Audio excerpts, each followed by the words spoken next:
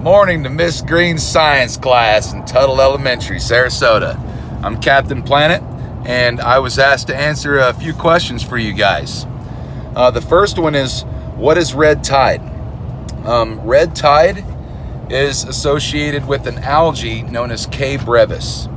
Now, this algae produces a pinkish to red pigmentation, and that's why we call it the red tide.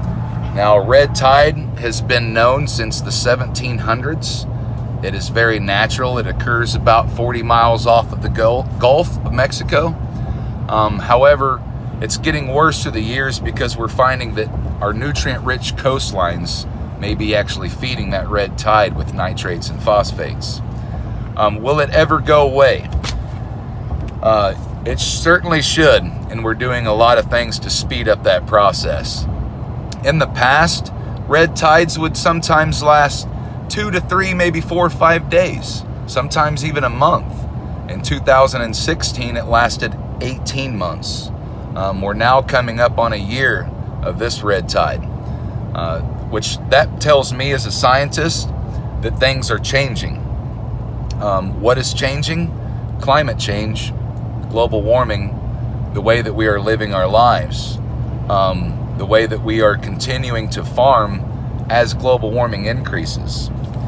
Now, what is the blue-green algae? Now, blue-green algae, we're actually talking about cyanobacteria. Now, this is actually multiple organisms of bacteria that produce a greenish pigmentation to bluish pigmentation, and we refer to them as blue-green algae. Now, you guys have probably been hearing quite a bit about blue-green algae from Lake Okeechobee. Now, Lake Okeechobee is a very, very, very big lake. I believe it's about 720 square miles. So this sucker is a big, big lake, and it's shallow. It's very shallow. I think it's only about 17 feet deep in most places, in the deepest places. So when Hurricane Irma came along, it affected that lake, meaning it stirred up the water column. So nitrates and phosphates that come from our fertilizers when we farm or when we use fertilizer on our lawns or for cattle, now those nitrates and phosphates settle at the bottom of the lake. Now when the hurricanes come and a storm comes, it mixes that water, especially when it's a big shallow lake.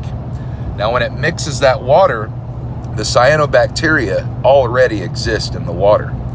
However, when nitrates and phosphates are suspended through the water column, it allows it to be a food access.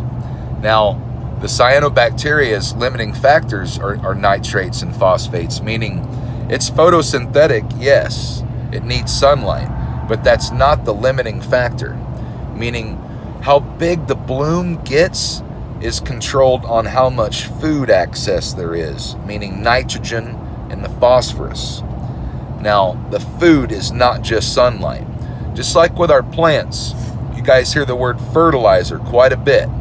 Now, plants, they drink water like we do, but they don't eat hot dogs like we do, right?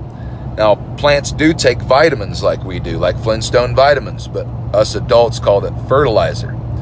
Now, when that fertilizer doesn't get soaked up all the way into the plant and it leaks through the soil into our water, that's what we call leaching. So the cyanobacteria, the blue-green algae, is a result from fertilizer leaching and nutrient pollution.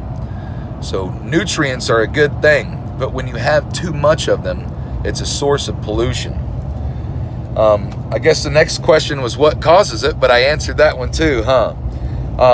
The last question's, what can we do better in environmental living to prevent these kind of things? That's my favorite question to answer right there, kids.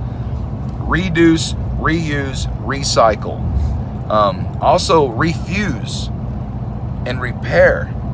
Refuse to buy those plastic products.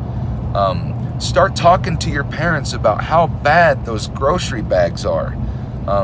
Those little grocery bags, that's what my sea turtle friends think are jellyfish.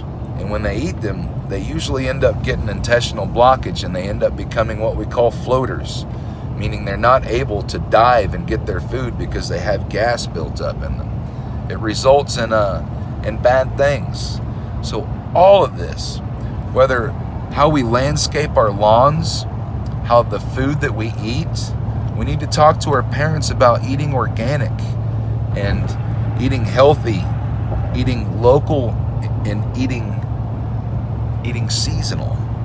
Meaning you eat papayas when papayas are in season, so they don't have to bring them from another country and put emissions out.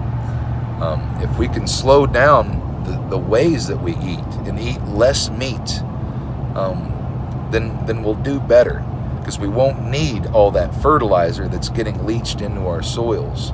We also need education, guys. Like Captain Planet always says, knowledge is power. You know, I'm big and strong, but my weapon has always been my mind. You don't need to fight when you're smart.